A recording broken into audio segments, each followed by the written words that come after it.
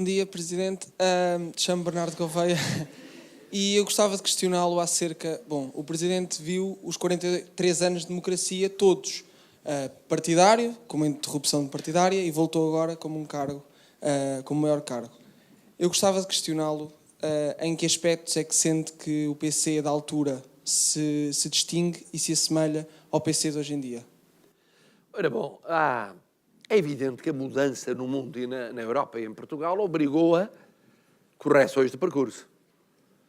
O PCP, a seguir à Revolução, achava que era possível implantar um modelo político, económico e social que não teve vencimento na Constituinte.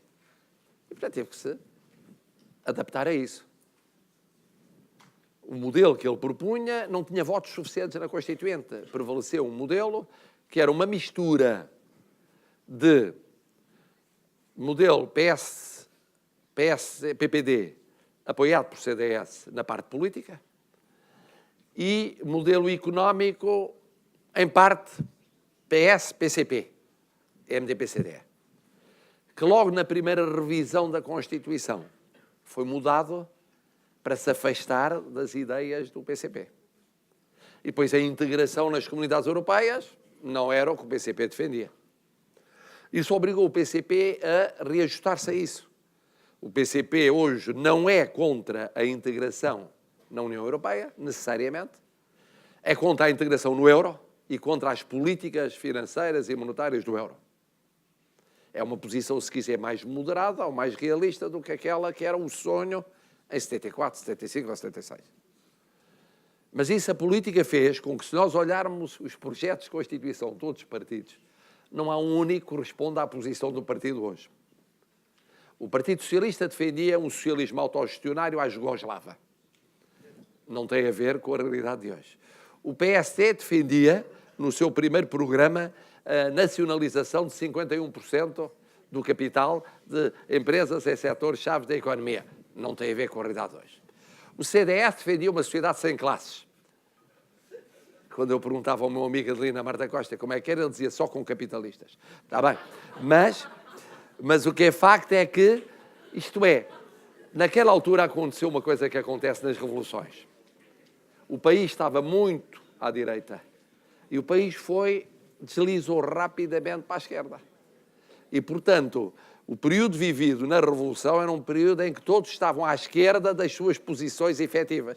E depois todos foram caminhando para o centro, reposicionando-se à medida que também o mundo mudava, a Europa mudava e o país mudava. E, portanto, aquilo que se verificou com o PCP, verificou-se com todos os demais partidos.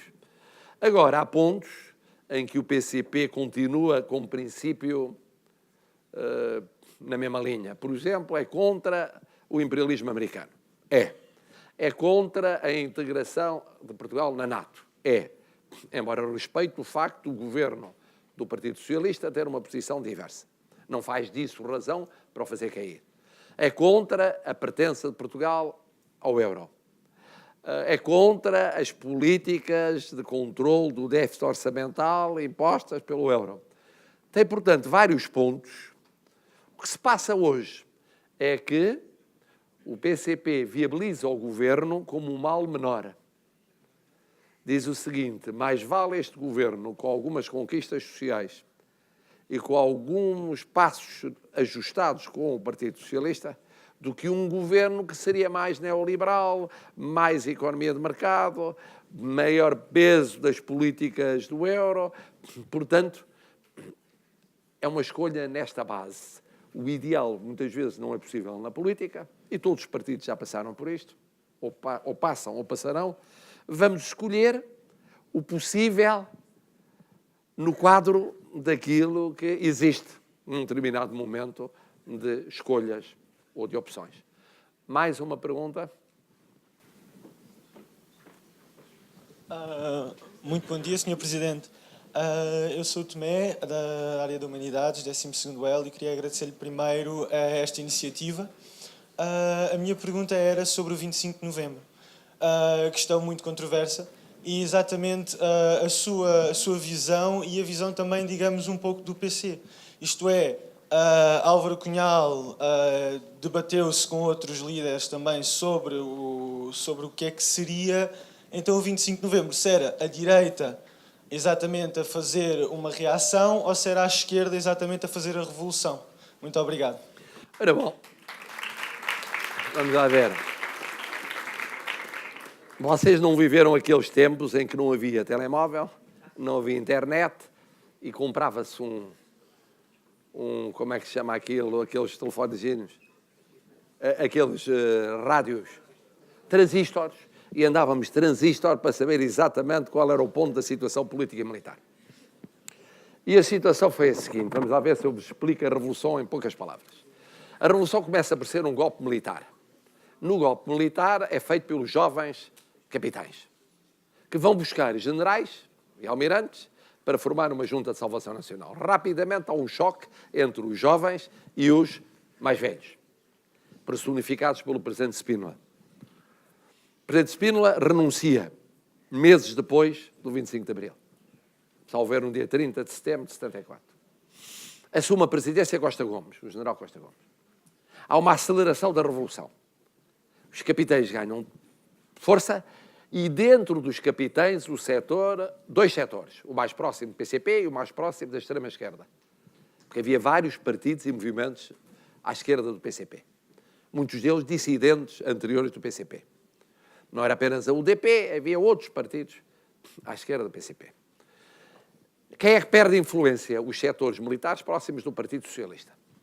E por meio de razão do PPD e do CDS. Essa radicalização vai de setembro até março de 2015, de 75. Radicalização. Aí há uma reação nas eleições dentro dos conselhos das armas, dos setores mais moderados ou mais conservadores militares. Ao 11 de março, em que Spínola é convencido a avançar com um hipotético avanço para o poder, convencido que tinha apoio militar para isso, não tem, vai para o estrangeiro, e há, portanto, uma aceleração à esquerda da Revolução. O setor PCP e setor à esquerda do PCP ganha influência a partir de março e até o verão de 75. Uma influência galopante, que determina, a certa altura, a queda do quarto governo provisório. O Partido Socialista, que estava em coligação com o PCP, com o PPD, com o MDP-CDE, sai. E depois, uma ou duas semanas a seguir, sai do governo o PPD. Fica, portanto, só os membros do PCP e do MDP-CDE no governo. E forma-se um novo governo, que é o governo mais à esquerda da Revolução, que é o quinto governo provisório. Nessa altura, chega a constituir-se uma frente chamada FUR, de Unidade Revolucionária, em que o PCP entra, não sei se 3, 5 dias. Está lá muito pouco tempo, com a extrema-esquerda. E a extrema-esquerda ganha força porque tinha um líder militar que apoiava, que era o então promovido a brigadeiro Otelo Saraiva de Carvalho. Enquanto que a figura que o PCP aparecia como, apoiando como primeiro-ministro, era o então o general, ou brigadeiro, não me lembro, Vasco Gonçalves. E no verão de 75, há dois tipos de lutas. Há uma luta entre o setor militar mais próximo do PCP e os setores à direita, próximos do PS, do PPD e do CDS, e uma luta entre o setor militar próximo do PCP e o setor à sua esquerda. Em que, momentaneamente, por vezes há o que se chama uma conjugação objetiva, que é as atuações da esquerda à esquerda do PCP confluem objetivamente com atuações dos setores à direita do PCP. É uma situação muito confusa que dura o verão e até o outono de 75.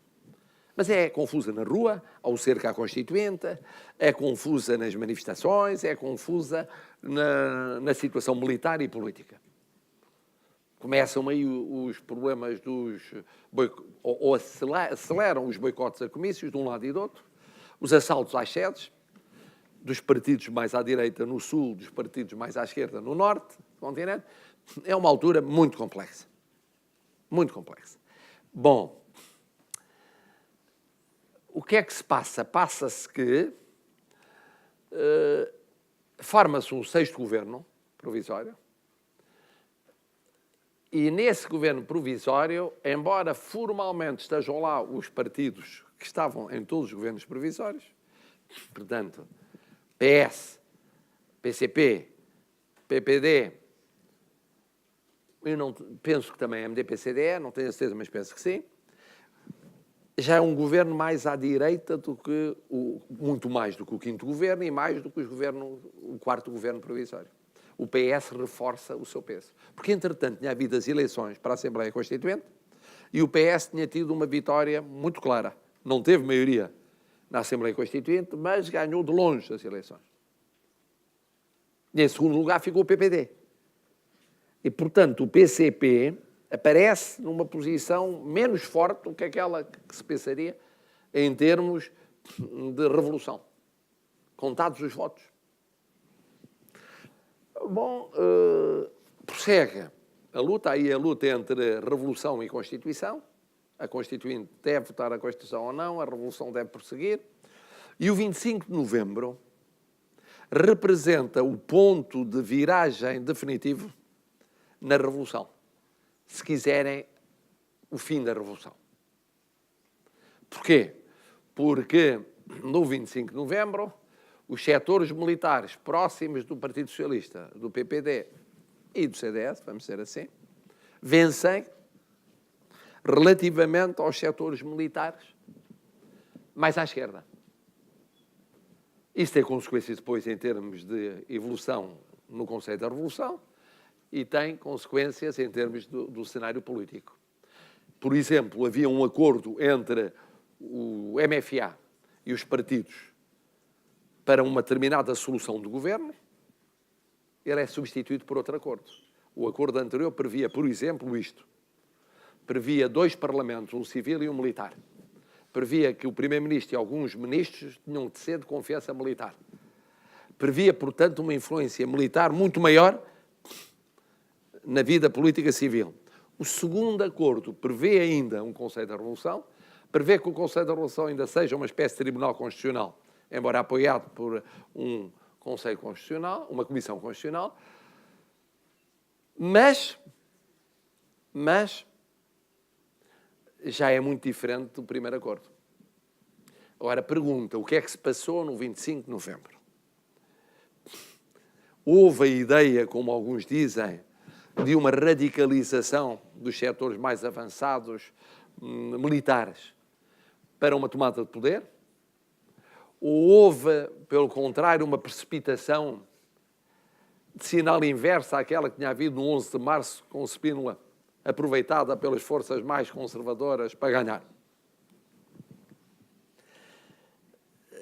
Por exemplo, Freitas do Amaral, que escreve sobre isso, diz que o país esteve à beira de uma guerra civil. E é possível que sim, naquela altura. E que o presidente Costa Gomes teve de fazer ali umas intermediações difíceis. De facto, esteve à beira num confronto entre militares. E uma coisa é certa, é que Álvaro Cunhal deve ter tido um papel muito importante naquilo que foi a posição do PCP no 25 de novembro. Porque depois há um facto que merece ser apontado e a minha experiência me demonstra. Já demonstrava antes de ser presidente, mas confirmei depois de ser presidente. Todos os partidos têm de permanentemente avaliar a correlação de forças. Não, um partido tem de olhar para a realidade e ver que peso é que eu tenho. Eu posso fazer isto ou não posso? Eu tenho peso para fazer isto no Parlamento ou não tenho? E tenho peso para fazer isto na rua ou não tenho? Na rua, quando era a Revolução. E o PCP sempre deu muita atenção ao medir dessa correlação de forças. Todos os partidos dão. Mas o PCP é muito atento nisso.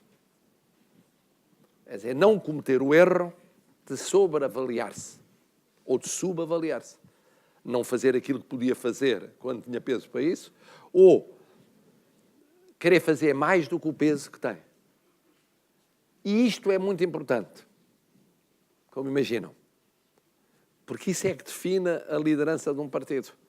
O partido, em cada momento, eu posso tomar esta iniciativa, isto tem pés para andar ou não tem? Eu tenho peso para isto ou é uma ilusão? Provavelmente, no 25 de novembro, Álvaro Cunhal mediu a correlação de forças, viu como é que estava o equilíbrio, o novo equilíbrio nas Forças Armadas e, portanto, não quis correr riscos desnecessários para o partido e para a sua posição na sociedade portuguesa. É evidente que chegou a haver apelos, naquela altura, para que, na sequência do 25 de novembro, houvesse um afastamento do PCP do governo. O próprio Francisco Sá Carneiro chegou a pôr como condição, ele tinha estado fora do partido por questões de doença, para regresso ao partido, numa moção estratégica, um congresso no final de 75, a ideia do PCP sair do governo. E foi uma parte do Conselho da Revolução que tinha ganho o 25 de novembro, que o convenceu de que não era boa ideia, naquele momento, porque não correspondia à correlação de forças, retirar do 25 de novembro, imediatamente, automaticamente, a marginalização do PCP.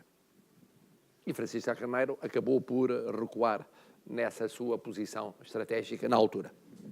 Embora depois a mantivesse para o futuro, mas na altura recuou. E, portanto, objetivamente, o 25 de novembro foi o fim de um processo revolucionário que estava a ter uma radicalização à esquerda muito acelerada e, portanto, um reajustamento que se traduziu numa Constituição mais moderada do que teria sido se fosse votada antes do 25 de novembro. Mais perguntas?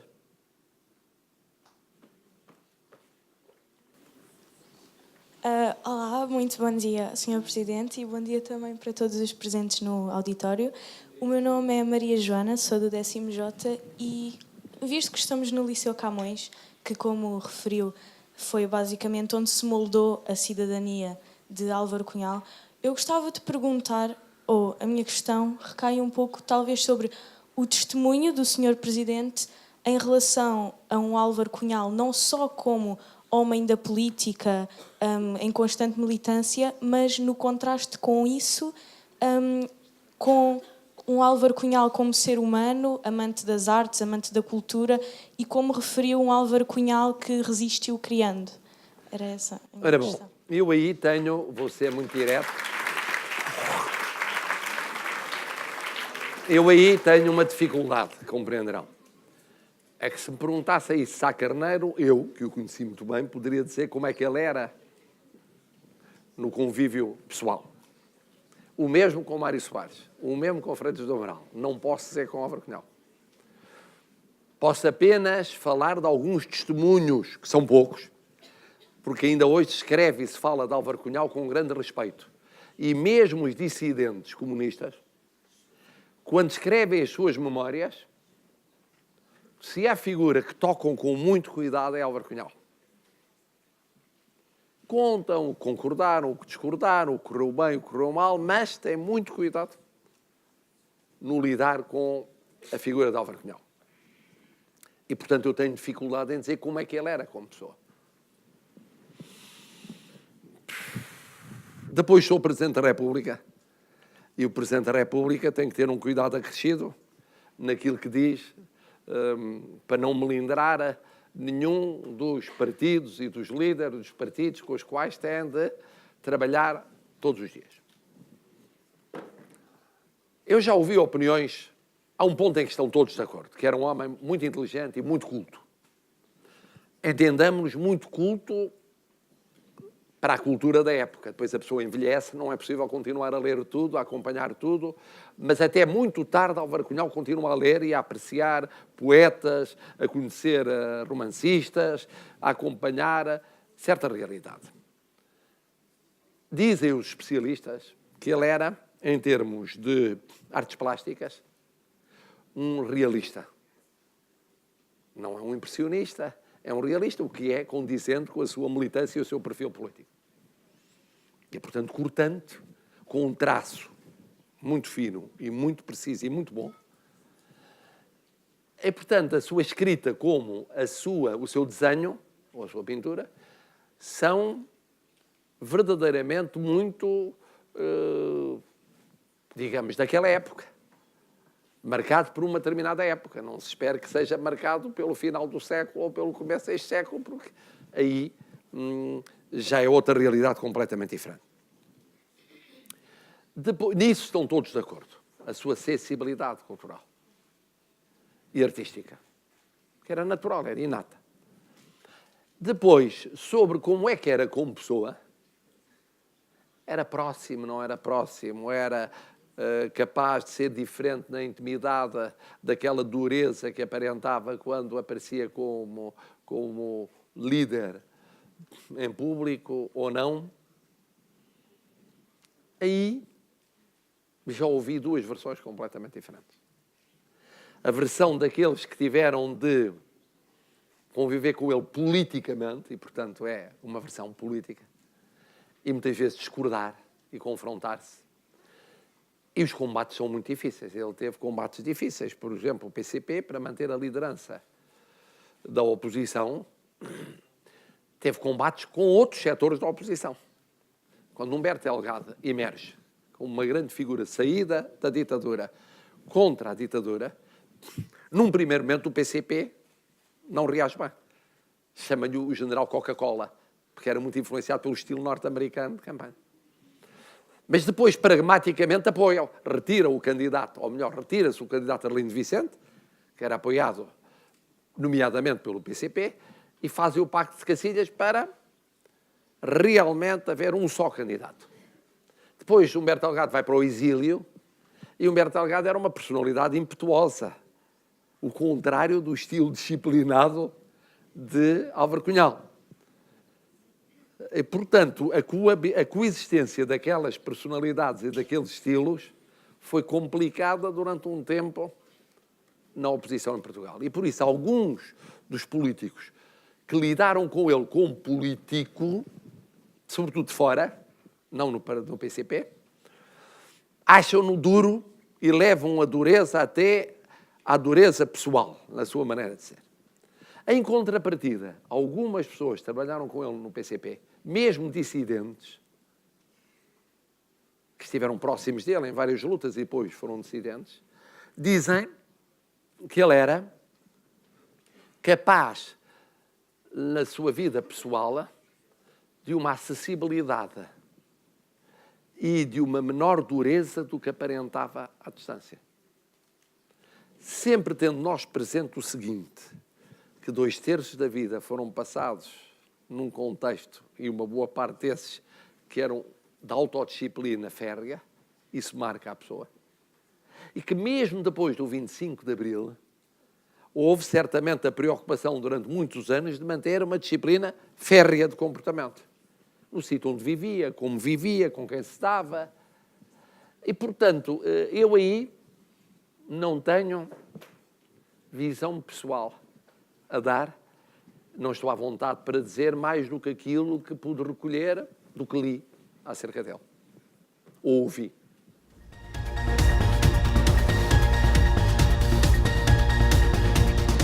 Obrigado por assistir a esta edição do Arroz Report, neste caso com a transmissão na íntegra de uma aula do Presidente da República, Marcelo Rebelo de Sousa, uma aula que aconteceu na Escola Secundária de Camões. O Arroz Report volta brevemente, já sabe, para mostrar-lhe, como sempre, em pormenor, tudo o que acontece na freguesia. Até breve.